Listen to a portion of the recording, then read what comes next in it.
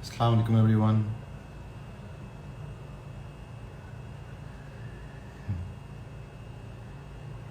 बहुत शुक्रिया हमें आज ज्वाइन करने का। रमज़ान मुबारक to everyone. May this month give you the space और टाइम जिससे आप अपनी ज़िंदगी पे रिफ्लेक्ट कर पाएँ और उसको बेहतर बनाने की कोशिश कर पाएँ। हम अपने आज के मौजू जो हमारा है कि टेंशन और सेहतमंद जहन, हम वो बस स्टार्ट करते हैं as soon as our guest राहीला joins.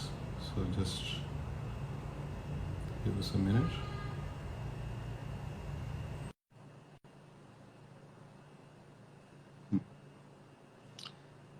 In the mean time कोई आप लोगों के सवालात हैं तो आप चैट में शेयर कर सकते हैं एंड इंशाल्लाह we will address the questions जैसे हम आगे बढ़ते हैं। तो अस्सलाम वालेकुम एवरीवन जो अभी ज्वाइन किया। आज का हमारा टॉपिक है टेंशन और सेहतमंद जहन एंड हम बस अपने गेस्ट का वेट कर रहे हैं and then we will start.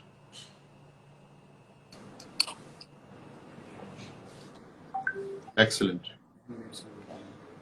हमारी गेस्ट आ गई हैं। अस्सलाम वालेकुम Rahila, how are you doing? Assalamu alaikum. I'm good. How are you?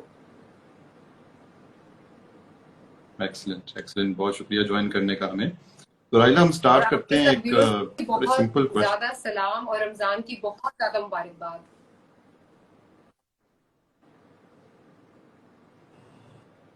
Thank you राहिला। तो राहिला हम बस स्टार्ट करते हैं एक सिंपल से क्वेश्चन से।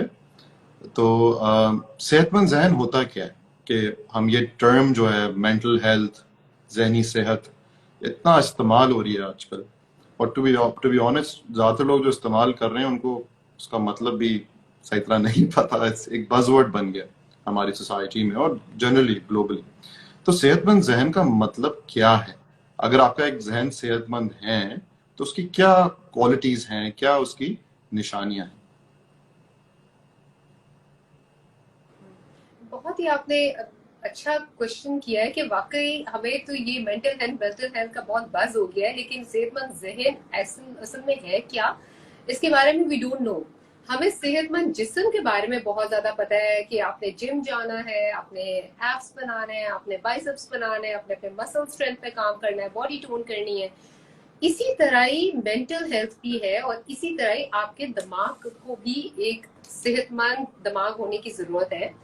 और दिमाग का सेहतमंद होने में उसकी ना टोनिंग है ना उसकी मसल बिल्डिंग है, मसल कैपेसिटी की बिल्डिंग भी आती है, लेकिन असल में सेहतमंद दिमाग होने का मतलब ये है कि आप एक ऐसे इंसान हैं कि स्ट्रेसफुल सिचुएशंस में भी आप बिल्कुल काम और कलेक्टेड रहते हैं। आप रिएक्टिव होने की बजाय रिस्पॉन्सिव होते हैं। आप सोल्यूशन ओरिएंटेड होते हैं, प्रॉब्लम्स का सोल्यूशन की तरफ आपका ध्यान होता है, ना कि प्रॉब्लम पे। और आप ब्रेक डाउन नहीं करते फियर की वजह से, एंजाइटी की वजह से, ओवर प्रेशर होके, स्ट्रेस लेके आप कोलैप्स नहीं कर जाते, बल्कि आपका माइंड इंटैक्ट रहता है, आपके सोचने समझने की सलाहियत मौजूद रहती है और आप हेल्दी डिसीजंस कर सकते हैं, हेल्दी चॉइसेस ले सकते हैं। ये मतलब है सेहतमंद दिमाग का। थैंक यू राहिला। तो उसी तरह राहिला, जिस तरह आपने बताया कि सेहतमंद जहन क्या होता है, तो उसी तरह बता सकती हैं कि अगर हमारा जहन गैर सेहतमंद बन जाए, लेट्स से जो कहते हैं कि हमारी जो जहनी सेहत है वो मुतासिर हो, और जो बहुत सारे लोग एक्सपीरियंस करते हैं, तो उसकी क्या की आपको लगता है निशानियां हैं? अगर हम सिर्फ बात करें कि हमारे जो ख्यालात हैं, अगर हमारे ख्यालात अनहेल्दी हो जाए, अनहेल्दी थॉट्स आने शुरू हो जाए, नाखुशगवार ख्यालात आने आए, तो क्या उसकी वो कैसी कैफियत होती है, उसकी क्या निशानियां तो होती ताहा आपने खुद ही इतनी प्यारी बात की है कि अगर हमें नाखुशगवार ख्यालात आना शुरू हो जाए, पहली बात तो ये है कि मैं सब व्यूअर्स को ये बताना चाहूंगी कि आपका जो ब्रेन है, जो आपका माइंड है, जो दिमाग है, तरह बहुत सारी इंफॉर्मेशन स्टोर करते हैं। इसी तरह आपके दिमाग के अंदर भी बहुत सारी फाइल्स में इंफॉर्मेशन स्टोर होती है। अब हमारे दिमाग में जो इंफॉर्मेशन होती है वो थॉट्स की फॉर्म में वापस रीअपियर होती रहती है। और एक स्टडी के मुताबिक एवरी डे रोज हमारे दिमाग में कुछ 70,000 थॉट्स प्रोड्यूस होती हैं। अब इन थॉट्स की क्वालिटी क्या है उसके ऊपर बेस करता है कि हमारा दिमाग सेहतमंद है या सेहतमंद नहीं है। जैसे आपने कहा कि जो अनहेल्दी माइंडसेट है वो किस तरह का होता है, उसके अंदर आपको स्ट्रेसफुल थॉट्स बहुत ज्यादा आएंगे, आपको फियरफुल थॉट्स आएंगे, आपको वरीसम थॉट्स आएंगे, आप पैरालाइज हो जाएंगे, आपको समझ नहीं आएगी कि मैंने करना क्या है एक सिचुएशन में, आप स्टक फील करेंगे। बहुत सारे लोग ये नोटिस करते हैं कि ओवर थिंकिंग का पैटर्न, अगर किसी ने कुछ कह दिया, फॉर एग्जाम्पल किसी ने कह दिया तुम्हारी नाक टेढ़ी है, तो आप सोचते रहेंगे हाय मेरी तो नाक टेढ़ी है, मैं तो बुरी लग रही हूँ या मैं बुरा लग रहा हूँ, और उसी पैटर्न में मैं तो अच्छा ही नहीं हूँ। फिर हमारा दिमाग, एक और बहुत इंटरेस्टिंग हमारे दिमाग की एक कहानी है कि हमारा दिमाग स्टोरीज के फॉर्म में सोचता है और क्वेश्चंस के फॉर्म में सोचता है। तो वो एक पूरी स्टोरी, नेगेटिव स्टोरी नेट होनी शुरू हो जाती है कि उसने तो मुझे ऐसे कह दिया, या कोई कह दे कि आज तुम्हारा रंग बहुत पीला लग रहा है, हाय मेरा तो रंग काला हो गया, मैं मुझे तो कोई पसंद नहीं करेगा, मैं तो अच्छा ही नहीं लग रहा है, अच्छी नहीं लग रही, मैं मुझे तो कोई मुझसे कोई दोस्ती करना पसंद नहीं। ये आपका दिमाग एक स्टोरी नेट करना शुरू कर देता है, which is known as solution oriented सोच की बजाय आप प्रॉब्लम ओरिएंटेड सोच में चले जाते हैं। तो आपने नोटिस ये करना है कि आपके दिमाग की स्टोरीज कैसी हैं, आप वो हेल्दी स्टोरीज हैं या वो अनहेल्दी स्टोरीज हैं।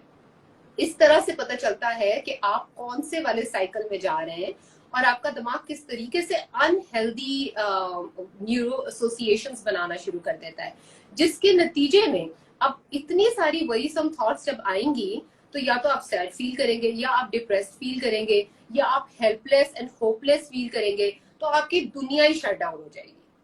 सो ये मेजर डिफरेंसेस हैं एक हेल्दी जहन में और एक अनहेल्दी जहन में, जो स्टक हो जाता है, जिसको रिजॉल्व समझ में नहीं आता है। थैंक यू राहिला। तो और ये मैं सवाल अपने ऑडियंस से ये पूछना चाहूंगा कि आप अपनी थोड़ी बताएंगे, जब आपका आप जब ऐसी कैफियत एक्सपीरियंस करते हैं तो क्या आपके किस तरह के ख्यालात आते हैं, किस तरह की कहानियां अपने आप को आप बताते हैं जो मनफी साबित होती हैं आपके लिए? तो प्लीज अपनी वो चैट में शेयर कीजिए। और उसके साथ राहिला मैं आपसे भी सवाल पूछूंगा कि आपने बहुत सारे माशाल्लाह आप एक थेरेपिस्ट हैं, आप बहुत सारे लोगों को मतलब बहुत सारे लोगों को आपने सपोर्ट किया हुआ है थ्रू देयर जर्नीज। तो किस तरह की एग्जांपल्स आप दे सकती हैं कि किस तरह की कॉमन हमारे कल्चर में, हमारे माशरे में किस तरह की इस तरह की कहानियां हैं जो हम अपने आप को बताते हैं जिसकी वजह से हमारी ज़हनी सेहत मुतासर होती है? ये बात आपने बड़ी अच्छी की है कि किस तरह की कहानियां हैं। अगर सबसे पहले जो चीज है ना, जो एक अनहेल्दी जहन से अगर हमने शिफ्ट करना है हेल्दी जहन की तरफ, तो उसके अंदर 3-4 फैक्टर्स हैं जो हमें अपने जहन में रखने होते हैं। सबसे पहला फैक्टर है अवेयरनेस और क्लैरिटी लाने का। अब ये एक बहुत इंपॉर्टेंट स्टेप है क्लैरिटी की तरफ मूव करने के लिए, कि आपको पता हो, अवेयरनेस हो कि मेरे दिमाग में कहानियां किस तरह की मैं नेट करता हूँ। जैसे आपने व्यूअर्स को भी कहा कि प्लीज हमें बताएं कि आप किस तरह की कहानियां नेट करते हैं, तो आपने मुझसे भी पूछा कि मेरे क्लाइंट्स किस तरह की स्टोरीज के साथ आते हैं, तो वो इसी तरह की स्टोरीज के साथ आते हैं कि अगर जो जिसमें एक मेजर जो एक कहानी जहां से स्टार्ट होती है वो यह होती है कि I am not good enough, मैं इतना अच्छा नहीं हूँ, इस वजह से मेरे साथ ये हो रहा है, या मैं अनलकी हूँ, मेरी तो किस्मत ही खराब है।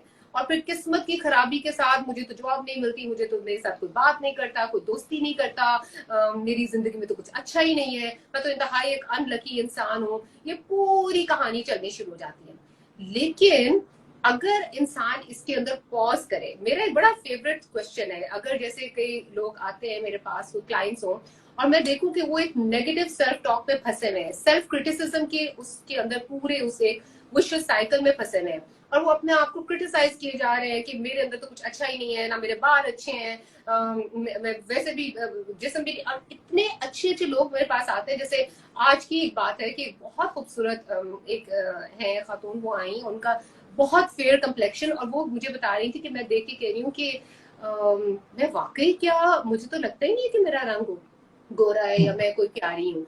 और वो इसलिए कि वो एक ऐसी फैमिली से बिलोंग करती है जहाँ पे बहुत ज्यादा सेल्फ क्रिटिसिज्म होता है और उनके स्टैंडर्ड्स बहुत ज्यादा हाई है। तो जब आप इतना ज्यादा क्रिटिकली अपने आप को एनालाइज करेंगे और इवैल्यूएट करेंगे, तो आप तो कभी भी खुश नहीं रह सकेंगे और कभी भी आपको सेटिस्फैक्शन होगी ही नहीं। तो ये क्वालिटी है आपकी स्टोरीज की।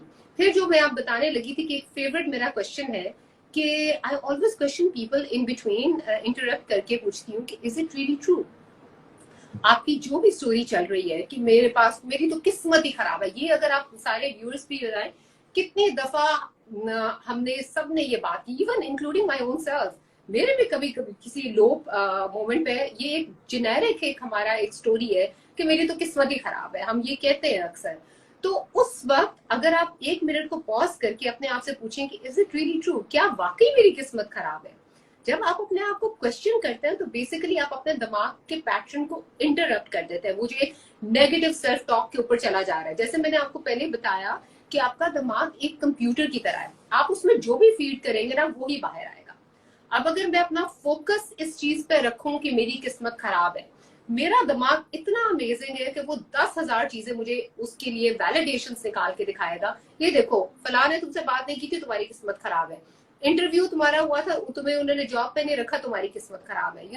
तो वो इतने ज्यादा रीजनिंग देगा। अब अगर मैं रोक के पूछूं अपने दिमाग को कि वाकई मेरी किस्मत खराब है, ये एक अलग एक और तरीका है जिस तरह से हमारा दिमाग सोचता है। हम our mind also thinks in the form of questions, and the quality of your life depends on the quality of questions you ask yourself on a daily basis. अच्छा सवाल करेंगे तो आपका दिमाग उस अच्छी डायरेक्शन में फोकस करेगा। जैसे मैंने कहा कि वाकई किस्मत खराब है, तो फिर दिमाग को 1 मिनट के लिए दिमाग सोचता है कि अच्छा लेट मी सी, अपनी फाइल्स में सर्च करके देखता हूँ कि वाकई खराब है कि नहीं। फिर दूसरी फाइल में से एक आएगी चीज की नहीं, मेरे साथ ये भी अच्छा हुआ था। फिर इंसान सोचता है कि अच्छा और क्या, फिर ये भी अच्छा हुआ था, फिर ये भी अच्छा हुआ था। तो that is how you are able to shift your energy.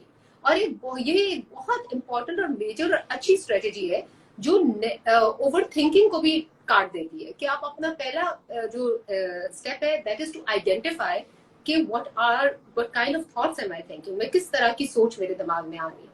फिर आप उसको क्वेश्चन करें कि क्या ये सही है, और फिर उसके बाद आप खुद ही देखेंगे कि आपका माइंड का फोकस शिफ्ट होना शुरू होगा। थैंक यू राहिला, दैट वाज वेरी गुड। तो अब थोड़े सवालात पे आते हैं राहिला। हमारे बहुत सारे सवालात हैं, तो let's hope we can get through most of them. पहला सवाल ये है कि गुस्से को किस तरह काबू करें, और ये आई थिंक बहुत कॉमन एक इशू है। और जिस तरह आपने बात की कि लॉन्ग टर्म थिंकिंग वगैरह व्हाटएवर, फिर of course there short term emotions और शॉर्ट टर्म थॉट्स जो हमें टेक ओवर कर लेती हैं, और उनकी वजह से हम मनफी रवैयों में मुब्तला हो जाते हैं। तो अगर हम बात करें गुस्से की, विच इज एक बहुत कॉमन एक एक्सपीरियंस है जो बहुत सारे लोग स्पेशली मर्द हजरात एक्सपीरियंस करते हैं, तो किस तरीके से स्पेशली जो लोग जिन लोगों की फितरती तौर पे गुस्सा ज्यादा तेज हो, शायद मौरूसी वजह से या फिर अपने लाइफ एक्सपीरियंसेस से, तो किस तरीके से वो अपने गुस्से पे काबू कर सकते हैं? कर सकते हैं। तहा आपने कहा कि ये मौरूसी तरह से या लाइफ एक्सपीरियंस से, तो बेसिकली गुस्सा अनफॉर्चुनेटली हमारे यहाँ बहुत सारे इमोशंस सप्रेस किए जाते हैं। अगर गुस्सा करोगे तो एक अच्छे मुसलमान नहीं होगे, दिस इज सिनफुल गुस्सा करना। तो गुस्से की वो एक अच्छा इंसान ही नहीं है जो गुस्सा करता है, ये एक सोसाइटल कल्चरल एक चीज है, एक कंडीशनिंग है। तो पहले ही गुस्सा रिजेक्टेड है। आप जो भी चीज आप रिजेक्ट करेंगे, रेजिस्ट करेंगे, वो परसिस्ट करेगी। और गुस्से की एनर्जी इतनी तेज है, इतनी स्ट्रॉन्ग है कि वो फिर फुल बैंग से आती है। और आपने देखा होगा कि अक्सर जो लोगों का सवाल ये होता है कि जब गुस्सा आता है तो हमारे कंट्रोल में नहीं रहता, तो तब हम क्या करें। तो ये बात करने का मकसद ये है कि एक तो ये बात लोग समझें कि ये एक साइंस है, ये 1 मिनट में चुटकी बजाते आपका गुस्सा नहीं जाएगा। दूसरी चीज ये है जो इमीडिएट अगर एक मैं बात करूं तो मुझे सिर्फ हज़रत सल्लल्लाहु की वो हदीस मेरे जहन में आती है कि अगर आप गुस्सा हो तो आप अगर बैठे हो तो खड़े हो जाओ, खड़े हो तो बैठ जाओ, बैठे हो तो लेट जाओ, पानी पी लो अपनी बेसिकली वो। और अब साइंस इस चीज को प्रूव करती है कि इससे क्या होता है कि आपके अंदर जो न्यूरोकेमिकल्स हैं वो चेंज होते हैं आपके माइंड में मूवमेंट से, तो आपका इमोशन चेंज होता है। एक तो ये चीज आप कर सकते हैं। दूसरी चीज जो ये है वो ये है कि कोई भी इमोशन आपकी बॉडी में 12 मिनट से ज्यादा सस्टेन नहीं करता। तो अगर आप 12 मिनट्स में आप ये तो पहले सबसे पहली चीज अवेयरनेस कि हाँ मुझे गुस्सा है, और फिर विलिंगनेस आनी चाहिए कि मैं अपने गुस्से को रिलीज करना चाहता हूँ या इसके लिए कुछ करना चाहती हूँ। तीसरी चीज ये है कि मैंने उस इमोशन को दबाना नहीं है। गुस्सा एक नेचुरल इमोशन है, जैसे मुझे प्यास लगती है, जैसे मुझे भूख लगती है, जैसे मेरी नीड है कि मैं किसी बंदे के साथ कनेक्ट करके अपने दिल की बात कहूँ, इसी तरह मेरी नीड है कि अगर किसी ने मेरे साथ ज्यादती किया, गुस्सा इसलिए आता है कि अगर आप फील करें कि आपके रूल्स को वायलेट किया गया या आपके साथ इनजस्टिस हुआ है, तो गुस्सा आता है इंसान को। तो अगर आपको ये फील होता है तो आप इसको एक्सेप्ट करें कि हाँ मुझे गुस्सा आ रहा है। पहली चीज आइडेंटिफिकेशन है, उसकी सप्रेशन नहीं करनी। जब आपने आइडेंटिफाई कर लिया तो फिर आपको होता है कि अब मैं इसके लिए क्या करूं। तो फिर उसके बाद जैसे मैंने कहा कि इमीडिएटली आप इस हदीस पे अमल कर सकते हैं, और अगर ये नहीं, और वो तो राइट, ये हियर एंड नाउ में करने वाली चीज है। लेकिन फिर उसके बाद आप अपने दिन में कुछ टाइम निकाल के आप अपनी ब्रीदिंग एक्सरसाइजेस करनी शुरू करें, क्योंकि साइंस प्रूव करती है कि डीप ब्रीदिंग से आपका जो सिंपैथेटिक नर्वस सिस्टम है, जो आपको गुस्सा दिलाता है या फियर और एंगर की फीलिंग्स को प्रोवोक करता है, उसको हम शिफ्ट करते हैं पैरासिम्पैथेटिक नर्वस सिस्टम में, जो कि सुकून की फीलिंग है, जो कि रेस्ट की फीलिंग है, जो आपको ये देती है कि डेंजर ओवर हो गया है, आपके साथ जो इनजस्टिस हुआ है वो ओवर हो गया है। उस फीलिंग में लाने के लिए आपने अपने आप को डीप ब्रीदिंग करनी है, और पोजीशन चेंज करना भी इसीलिए, जब आप पोजीशन चेंज करते हो ऑटोमेटिकली आपका ब्रेथ पैटर्न चेंज होता है। तो राहिला, वो हम एक क्या लॉन्ग टर्म प्लान है। डेमोन्स्ट्रेशन कर सकते हैं, क्विक कोई ग्राउंडिंग या breathing exercise before we move on to the next questions, ताकि थोड़ा सा एक ब्रेक भी आ जाए और थोड़ा सा हम खुद भी ग्राउंडेड फील करें। तो कोई तो ऐसा ठीक है है, कोई? अगर हम गुस्से के ऊपर बात करें तो एक जी। बहुत ही अमेजिंग ब्रीदिंग एक्सरसाइज है which I call as, it is known widely as belly breathing. आपके स्टमक में, क्योंकि एक चीज ध्यान में रखें, आपका गुस्सा, आपका वरी, आपका सारा स्टेम करता है आपके दिमाग से नहीं, आपके स्टमक से। आपका stomach is your second brain, जिसके अंदर, और आपका स्टमक है स्टोर हाउस ऑफ इमोशंस। आपने अपने स्टमक पे हाथ रखना है, और जब आप सांस अंदर ले तो अपने पेट को गुब्बारे की तरह फुलाएं। So if you can see me right now, तो I will demonstrate it. So आप डीप ब्रीदिंग करें तो आपको अपना पेट बाहर आता फील होगा। आप 2 सेकेंड्स का पॉज दें, और फिर आप स्लोली अपने मुंह से, जैसे आप कोई कैंडल ब्लो कर रहे हैं, तो आप उसको रिलीज करें और पेट को अंदर खींचें। जितने भी लोग हमें देख रहे हैं वो सब हमारे साथ मिलके करें। हम सब मिलके 3 गहरे सांस लेते हैं। एक गहरा लंबा सांस लें और पेट को गुब्बारे की तरह फुलाएं, और अपने सांस को अंदर रोक लें, और 2 सेकेंड का पॉज देना है, और फिर अपने आहिस्ता आहिस्ता अपने पेट को अंदर को खींचते हुए अपने मुंह से अपने सांस को बाहर निकालें, जैसे आप कैंडल ब्लो कर रहे हैं। एक आखिरी लंबा गहरा सांस, पॉज फॉर 2 सेकेंड्स।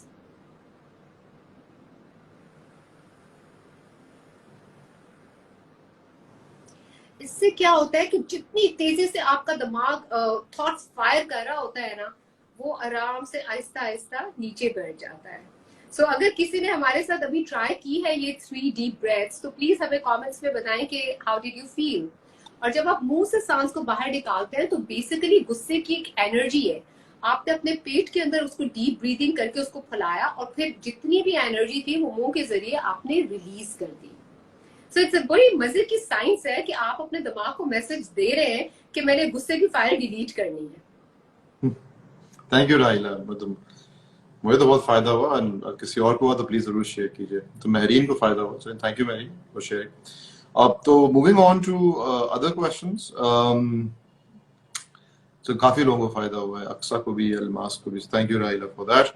अच्छा, एक ये बहुत इंटरेस्टिंग सवाल है कि, और ये बहुत कॉमन होता है कि ओवर थिंकिंग, जिसको कहते हैं ना कि दिमाग में बस एक से दूसरे से तीसरे से ख्यालात पे बस जंप कर रहे हैं, आप अपने ख्यालात कंट्रोल ही नहीं कर पा रहे, आप सो नहीं पा रहे, क्योंकि आपके बिल्कुल दिमाग पे एक कैफियत हावी हुई हुई है, जिसको कुछ वो साइंस में कहते हैं कि मंकी माइंड, कि बस दिमाग यहाँ से वहां से वहां से वहां से जा रहा होता है। और ये बहुत कॉमन कैफियत होती है, बहुत सारे लोगों ने जिक्र किया है इसका। तो ये किस वजह से होती है राहिला, और इसको किस तरह हम कंट्रोल कर सकते हैं? Thank you Tahira. Exactly, over thinking किस तरीके से हम कंट्रोल कर सकते हैं ओवर थिंकिंग? अब ओवर थिंकिंग में यही बात आती है कि जब हम एक चीज के ऊपर, there is a tendency of the mind के it loves to stick to negatives. कोई आपको, मैं ताहा 10 अच्छी बातें कहूंगी और मैं कहूंगी कि ताहा आज तो बड़ा ही गंदा कलर पहना है। अब ताहा ने मेरी 10 अच्छी चीजों को डस्टबिन में डाल के जो एक मैंने चीज कही है कि ताहा बड़ा गंदा कलर पहना है, वो ताहा के दिमाग में सुई की तरह अटक जाएगा और ताहा सोचते रहेंगे, या कोई भी सोचता रहेगा कि मुझे क्या कह दिया, मैं बहुत बुरा लग रहा था, कि क्या है ये कलर अच्छा नहीं लग रहा मुझे, और फिर आपका दिमाग कहानी शुरू कर देगा। और क्योंकि इसके अंदर अगर आप नोटिस करें तो आपको एक थ्रेट फील होता है, और अल्लाह ताला ने हमारा निजाम इतना अमेजिंग रखा है कि इसको जैसे ही थ्रेट फील होता है ना, तो वो अनकॉन्शियसली उसको एनालिसिस में चला जाता है, और उसके साथ कोई ना कोई, जिसको हम फाइट फ्लाइट कहते हैं, कोई ना कोई उसके खिलाफ, उसके मुकाबले में एक डिफेंस क्रिएट करने के लिए एकदम से अलर्ट हो जाता है। तो उसमें फिर हमारी थॉट्स चलती रहती हैं, चलती रहती हैं, चलती रहती हैं लूप की तरह। और बोलो ना कि जो लोग कभी कभी इतनी ज्यादा होती है कि इंसान का दिल करता है कि अपने सर को उठा के कहीं बैन कर दे दिमाग में, कि थॉट्स ही नहीं बंद हो रही होती। अब इसके लिए मैं एक बहुत ही इंटरेस्टिंग बात बताऊंगी कि never try to control the mind with the mind. आपका, जैसे आपने कहा, मंकी माइंड है। आप दिमाग को जब ये इंस्ट्रक्शन देंगे कि नहीं सोचना, दिमाग और सोचेगा, क्योंकि दिमाग को लैंग्वेज समझ नहीं आती। आपका दिमाग सोचता है in terms of sounds, feelings लेकिन एंड राइला, पिक्चर। लोग तो कहते हैं कि बस सोचना बंद कर दो, इतना ही आसान है। तो इतना आसान है या नहीं? बिल्कुल भी नहीं है, बिल्कुल भी नहीं है। Easier said than done. अगर आप जितना ज्यादा कहोगे दिमाग को कि सोचना बंद कर दो, वो उतना ही सोचेगा। मैं यही एक्सप्लेन कर रही थी कि आपके दिमाग को लैंग्वेज नो समझ नहीं आती है, वो सोचता है इन टर्म्स ऑफ पिक्चर्स। उसके दिमाग में पिक्चर बनेगी। अगर मैं कहूँ ताहा मत सोचो, तो ताहा के दिमाग में पिक्चर क्या बनेगी कि सोचना है मैंने। उसको दिमाग में एक बंदा आएगा जो सोच रहा है, तो आप वो चीज मजीद करना शुरू कर देंगे। इट्स जस्ट लाइक अगर मैं कहूँ कि don't think about the colour black, black colour के बारे में ना सोचो। सारे मुझे मैं बताएं, फौरन जितने भी लोग सुन रहे हैं, ब्लैक कलर एकदम से दिमाग में अपीयर होगा, हुआ है ना? प्लीज व्यूअर्स हमें बताएं कमेंट्स में कि एकदम से जिस चीज को आप दिमाग को कहोगे ये नहीं करना, वो एकदम से अपीयर होता है। सो अब हमने करना क्या है, असल बात ये है। तो दिमाग को आप दिमाग के साथ तो कंट्रोल कर नहीं सकते। तो नहीं कर इसके सकते। दो तीन चीजें हैं जो मैं जल्दी जल्दी quickly I would like to tell. पहले तो ये कि इतने सारे जो थॉट्स है ना, उनको पेपर पे उल्टी कर दें। आपने देखा होगा कि जब हमें बदहजमी होती है तो अक्सर हमारे माँ बाप माए मशवरा देती है उंगली डाल के क्या कर ले। ये इसी तरह है, जब आपके दिमाग के अंदर बहुत ज्यादा इनडाइजेशन हो जाती है, बहुत सारे नेगेटिव थॉट्स आने शुरू हो जाते हैं, तो आपको दिमाग की भी क्या करनी चाहिए। अब दिमाग की उल्टी का क्या मतलब है, वॉमिट का क्या मतलब है, कि आप पेपर पे जो भी whatever you are thinking in the head, think on paper. उस सारी फीलिंग्स को पेपर पे निकाल दें, और फिर दिमाग में ये बात याद रखिएगा कि वो उल्टी है, उसको पढ़ना नहीं है, आपने उसको फाड़ के फेंक देना है। आधी आपका दिमाग की स्टकनेस इधर ही खत्म हो जाएगी। दूसरी चीज आपने क्या करनी है, अगेन जो पहले मैंने करवाई, डीप ब्रीदिंग। आप जब ब्रीदिंग करते हैं, अपनी फोकस ब्रेथ पे लेके आते हैं, तो ऑटोमेटिकली आपका दिमाग सेटल होना शुरू कर देता है। तीसरी चीज क्या है, ग्राउंडिंग। जिन्होंने हमारा पिछला सेशन देखा था उसमें हमने एक ग्राउंडिंग एक्सरसाइज करवाई थी, और ग्राउंडिंग का सिंपल मकसद ये है कि आप अपने जिस्म में वापस आ जाएं, प्रेजेंट। क्योंकि जब हम सोच रहे होते हैं ना, या तो हम पास्ट में होते हैं या हम फ्यूचर की कोई वरी कर रहे होते हैं। और मोस्टली जब दिमाग स्टक होता है वो पास्ट के ऊपर ही ज्यादा स्टक होता है, कैसे हुआ, क्या हुआ, क्यों हुआ, एनालिसिस में चला जाता है। तो आप अपने आप को प्रेजेंट में लेके आए, देखिए कि मैं कहाँ पे बैठा हूँ, मेरे आसपास क्या है। तो इससे आप प्रेजेंट मोमेंट में आ जाते हैं, आपके दिमाग को ब्रेक मिल जाता है। जब एक दफा ब्रेक मिल जाता है तो फिर आप अपने दिमाग को किसी और प्रोडक्टिव चीज में लगा सकते हैं, आप कोई और काम ढूंढ सकते हैं उसके के लिए। और एक और बहुत जो इफेक्टिव टेक्निक है वो ये है कि जिन लोगों का, जिनकी आदत होती है कि वो बहुत एक्सेसिव थिंकर्स होते हैं, आप अपने आप को टाइम आउट दें, आप एलोकेट करें टाइम दिमाग के लिए।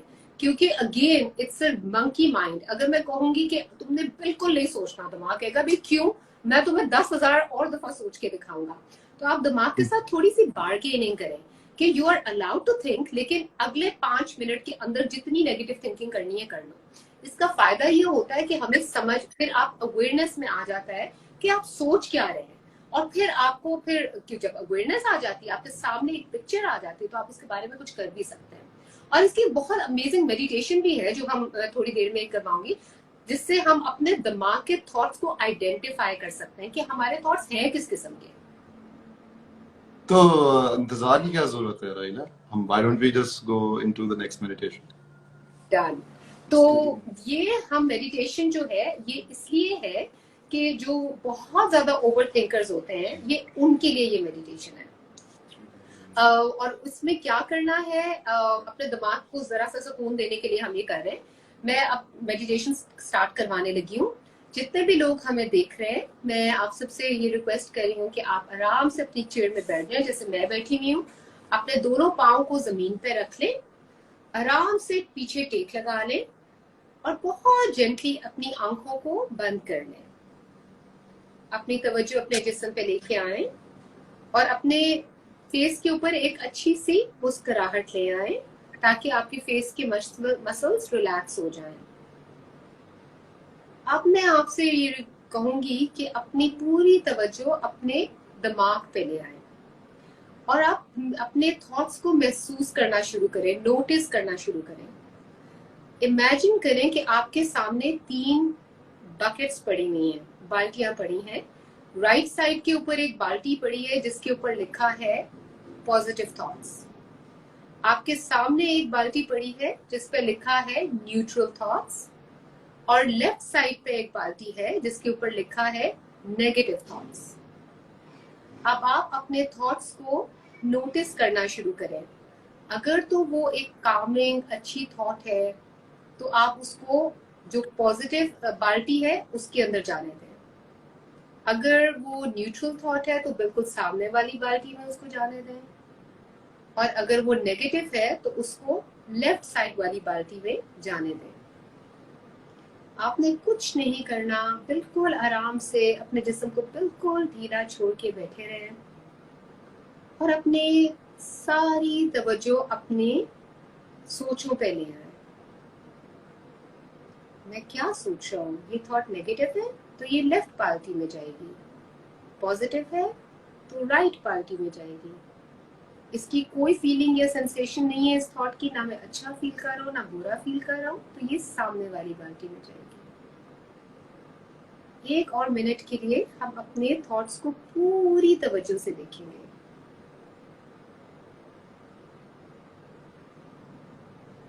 सिर्फ नोटिस करें, नोटिस। अगली थॉट नोटिस करें।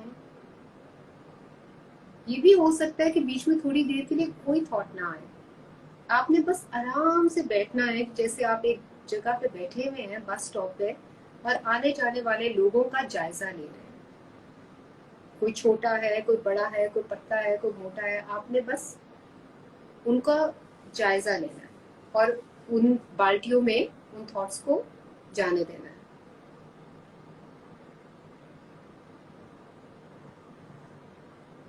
बस और 30 सेकेंड। और ये भी नोटिस करें कि नेगेटिव बाल्टी में कितनी थॉट्स जा रही हैं, पॉजिटिव में कितनी जा रही है, न्यूट्रल में कितनी जा रही है। अब आप सब एक गहरा लंबा सांस लें और सांस को रोक लें और आराम आराम से अपनी सांस को छोड़ दें। अब बहुत आहिस्ता आहिस्ता अपनी आंखें खोल लें और हमें प्लीज कमेंट्स में बताएं कि आपने क्या नोटिस किया, कितनी पॉजिटिव थॉट्स थी और कितनी नेगेटिव थॉट्स थी। इससे ये भी पता चलता है कि हमारा जो प्री डोमिनेंट माइंड है, हमारा ये एक अच्छा लिटमस टेस्ट है जिससे हमें पता चलता है कि हमारा जहन जो है वो जिस हमारा दिमाग, सॉरी, हमारा वो जो टॉपिक क्या था, सेहतमंद दिमाग। हाँ, हमारा दिमाग सेहतमंद है या हमारा दिमाग अनहेल्दी है। तो मैं तो इस तरह करके फेंक रहा था, जिस तरह बास्केटबॉल में फेंकते हैं ना, तो उस तरह करके थॉट्स। ये भी कर सकते हैं आप। तो तहा आपने क्या नोटिस किया कि आपकी पॉजिटिव पार्टी में कितने थॉट्स गई और नेगेटिव में कितनी और न्यूट्रल में कितनी? थिंक मेरा था कोई 6-4 इस तरह करके मेरा स्कोर था। 6 पॉजिटिव, वेरी नाइस, वेरी खत्म, हाँ, फिर खत्म हो गए थे। तो इट वाज वेरी इंटरेस्टिंग। हाँ। और इससे फायदा ये होता है, हमने तो टाइम की वजह से थोड़े जल्दी ही रैप अप किया। आप कम से कम 5 मिनट्स का अलार्म लगा के बैठे और ये करें। इससे ये होगा कि आहिस्ता आहिस्ता आपके थॉट्स ना सिर्फ कम होने शुरू हो जाएंगे, बल्कि आपकी अवेयरनेस आएगी कि ओहो, ये तो नेगेटिव बाल्टी भरती जा रही है, मैंने तो पॉजिटिव बाल्टी भरनी है। और हमेशा ये बात याद रखें कि you always have a choice. Allah ताला ने हम सबको हर वक्त हर जगह चॉइस दी है। ये आपके अपने हाथ में है कि आप अपना पॉजिटिव मसल को स्ट्रेंथन करना चाहते हैं या आप अपना नेगेटिव मसल को स्ट्रेंथन करना चाहते हैं। इस तरह से हम अपने दिमाग की सेहत को बढ़ा सकते हैं। Thank you. तो थैंक यू राहिला फॉर दैट वंस अगेन, बहुत जबरदस्त वो एक्सपीरियंस था। अच्छा, तो एक और बड़ा इंटरेस्टिंग सवाल है, अनफॉर्चुनेटली हमारे पास वक्त भी बहुत कम रह गया है, सो ये प्रॉब्ली हमारा आखिरी सवाल ही होगा।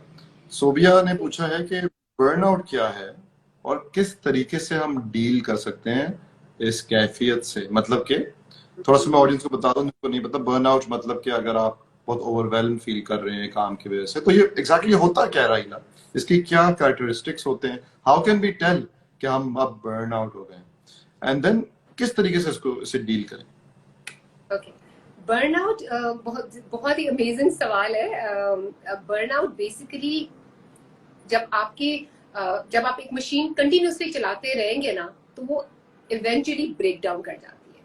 हमारा दिमाग भी, जैसे मैंने कहा, एक कंप्यूटर की तरह, एक मशीन की तरह है। जब आप उसको 24/7 चलाते रहेंगे ना, तो वो भी बर्न आउट कर जाएगा, वो भी ओवर फटीग्ड हो जाएगा, ओवर टायर्ड हो जाएगा और उसकी बस हो जाएगी। बर्नआउट का मतलब है मेरा दिमाग कहता है मेरी बस हो गई है, मेरी जान छोड़ दो। जब आप इतने सारे थॉट्स अपने दिमाग में 24/7 चलाते रहते हैं, तो that is the point where you feel burnout, कि आपके अंदर कोई भी फिजिकली भी आपके अंदर कोई एनर्जी नहीं रहती, which eventually leads to chronic fatigue. कि हम अक्सर थके थके फील करते हैं, ब्रेथलेस फील करते हैं, शैलो ब्रीदिंग होती है, जो आपकी मेंटल फॉग आ जाती है, क्लैरिटी नहीं होती है, कॉन्सेंट्रेट नहीं कर पाते। ये सब निशानियां हैं बर्नआउट की और क्रॉनिक फटीग की। अब जब ये हो जाता है तो इसका मतलब है कि बॉडी सिग्नल कर रही है कि मेरी बस हो गई है, दिमाग सिग्नल कर रहे हैं मेरी बस हो गई है, मुझे सुकून दे दो।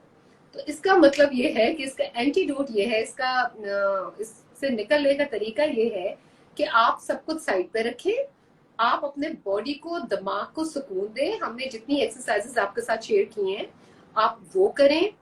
आप किसी कंप्लीटली लाइट एक्टिविटी में शामिल हो जाएं, कोई अच्छा सा मजाया प्रोग्राम देख लें और अपने जिस्म और दिमाग को बिल्कुल ढीला छोड़ दें। थोड़ी देर के लिए उसको रेस्ट दें। जैसे अल्लाह ताला ने एक नेचुरल निजाम हमारा बनाया है कि 24 आवर्स में हमें 6 to 8 आवर्स की स्लीप चाहिए होती है, वो हमें बर्न आउट से बचाने के लिए है। लेकिन जो लोग उसके अलावा एक्स्ट्रा अपने दिमाग को यूज करते हैं, तो उनका नेचुरली बहुत बर्न आउट वैसे ही हो जाता है। तो उनको फिर दिन में छोटे छोटे शॉर्ट ब्रेक्स लेने चाहिए, जैसे ग्राउंडिंग एक्सरसाइज कर ली, हाफ एन आवर की वॉक पे चले गए, नेचर के साथ कनेक्ट हो गए, अपने किसी बहन भाई के साथ बैठ के अच्छी बात कर ली, जैसे मैंने कहा कि कोई अच्छी हेल्दी वीडियो देख ली, कोई फनी वीडियो देख ली। तो उससे अपने आप को लाइट मोड में आके अपनी बैटरीज दोबारा रिचार्ज कर लेते हैं, ताकि आप दोबारा काम शुरू कर सके। आई होप कि समझ आ गई होगी। थैंक यू राहिला। और इसको ओवरकम आपने बताया कुछ तरीके टू ओवरकम बर्नआउट, बट एक और हम कोई एक्सरसाइज कर सकते हैं वेरी क्विक, जो लेट्स से जो लोग अपने स्केड्यूल में उसको इनकॉर्पोरेट कर सकते हैं, अगर वो फील कर रहे हैं थोड़ा ओवरवेल्म हो गए तो वो आराम से कर सकते हैं एक्सरसाइज। अच्छा, एक क्विक बताती हूँ, वरना इसका हम नेक्स्ट में एक पूरा प्रोसेस एक होगा। एक छोटी सी और मेडिटेशन है in which I can just like make you guys go through। लेकिन अभी के लिए ना एक क्विक अगर मैं आपको बताऊं तो वो ये है कि आप अपने पूरे बॉडी के मसल्स को बिल्कुल ढीला छोड़ दें, बिल्कुल जैसे मेरे आर्म से, बिल्कुल रिलैक्स होके अपने पूरी तवज्जो अपने बॉडी के अंदर। बल्कि इससे भी पहले जब आप बर्नआउट फील करें तो पहले अपने हाथों को झाड़ना शुरू करें, इस तरह बिल्कुल पहले इस तरह से झाड़ते रहे, झाड़ झाड़ के। और डीप ब्रीदिंग, ऑटोमेटिकली आपकी ब्रेथ, जब आप हाथ झाड़ते हैं तो आपकी ऑटोमेटिकली ब्रीदिंग तेज हो जाती है, तो ऑक्सीजन पंप करना शुरू हो जाता है बॉडी में, जो आपको एनर्जी देता है। फिर आप आराम से अपने हाथ इस तरह रखें, पीछे आराम से टेक लगा लें और बिल्कुल अपने जिस्म को पूरा ढीला छोड़ दें और अपने दिमाग को बताएं कि ये मेरा टाइम है रिलैक्स करने का। सो आपने इस तरह से बिल्कुल रिलैक्स होके ढीला छोड़ के आपने अपने आप को कहना है कि I am not going to do anything for the next 5 to 10 minutes and allow yourself to do absolutely nothing। कोई थॉट आए, आने दे, जाने दे, कोई एंशियस थॉट आए, जल्दी करो, ये काम है, वो काम है। आपने उसे कहना है इट्स ओके। अपने दिमाग को कहते रहना है slow down, let it go, I need to rest, it's okay to rest. इस तरह की एफर्मेशन, सेल्फ एफर्मेशन आपने अपने आप को देनी है। It's okay to rest, I need this time for myself. इस तरह की सेल्फ एफर्मेशन आपने अपने आप को देनी। जब तक आप खुद अपने आप को अलाउ नहीं करोगे, आपका बॉडी या आपका दिमाग आपके बॉडी को ऐसे होल्ड करके रखता है, कंट्रोल करके रखता है, तो वो उसको अलाउ ही नहीं करता। तो इसलिए बहुत इंपॉर्टेंट है कि आप अपने मेंटल चैटर को भी एड्रेस करें, जो कि कह रहे हैं जल्दी से ये करो, जल्दी से वो करो, you have to do this, you have to do that, deadline है ये वो। हर चीज को स्टॉप कर दें and just keep telling yourself it's okay to rest, it's okay to rest, slow down. और अगर सिर्फ इतना सा ही आप अपने आप को अलाउ करेंगे, 3 मिनट या 5 मिनट, आप देखेंगे कि उसी में ही आपकी बॉडी की एनर्जी इतनी ज्यादा, इतनी जल्दी वो अपने आप को एनर्जाइज करेगा और वो आपको अलाउ करेगा कि आप आगे काम कर सकें। ये आप सब हमें ये जरूर ट्राई करें और फिर हमें जरूर बताएं कि इससे ये और इनकॉर्पोरेट करने से आपकी जिंदगी में कितना फर्क पड़ा। Thank you so much Rahila, that was बहुत फायदेमंद थी as usual. And thank you to all our viewers. I am sorry, बहुत सारे और भी सवालात हैं, बट अनफॉर्चुनेटली आज के हमारा जो सेशन है उसका टाइम खत्म हुआ। इंशाल्लाह we will see you again in 2 weeks with another topic इस सीरीज में। एंड ख्याल रखें एंड पीस एंड लव। अल्लाह हाफिज, अस्सलाम वालेकुम। थैंक यू, अल्लाह हाफिज।